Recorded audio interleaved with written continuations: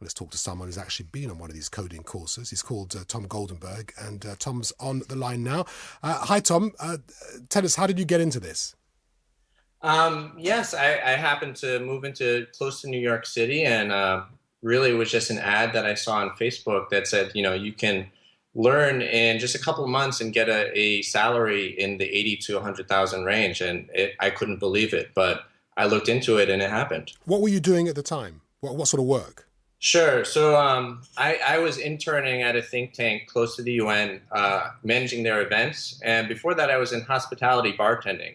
I found it frustrating without kind of the typical credentials of a master's degree to really get ahead. So I was looking for some alternative. Am I allowed to say your age?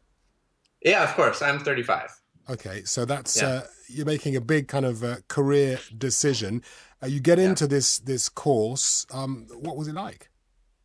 Yeah, it was very intensive. I had the luxury of 1 or 2 months before the course to do some self-study on my own. And I really just, hit the books hard. I did a ton of projects on the side, and I worked really hard, and I came out prepared for the workforce. This sort of thing requires focus, concentration, and ability to solve problems. Do you tick all those boxes? Well, I don't have a typical STEM degree, so I'm much more consider myself a creative type rather than an analytical type. But I think that people that are creative are going to be able to find that they actually enjoy coding as well. It's not only for people that are good at math or good at science. It's all concentrated in quite a short space of time, which is why they're being called coding boot camps, which sounds a bit uncomfortable, was it? No, it actually was a great bonding experience for the other students that were in it, and along with the teachers who were very supportive. So you come out of it, the same kind of close connections that you have after a 4-year degree. I've made some incredible friendships through the process.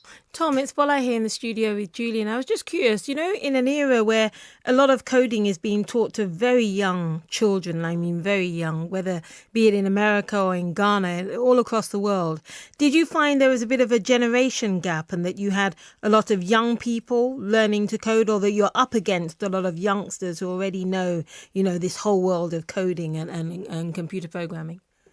So my approach to it has been that I'm not embarrassed to fail. And I think this is the one thing that keeps people back. I'm not afraid to admit when I'm ignorant or I don't know something. And because of that, I've been able to learn, even though I had no programming experience at all before that. I would say that's the number one pitfall that I've seen, though. How did you pay for it? Was it expensive? So it was $18,000. I was very fortunate to, actually be supported by my wife at the time, who was had her first job as an assistant professor. I took out a loan to pay for most of it, and I was able to pay off that loan way before it was due. Pay it off because of the job you got at the end of it? Yes, that's correct. I ended up doing kind of consulting at first, but I was able to find my first full-time job within 3 months. So boot camps work? If you put the hard work in, yes.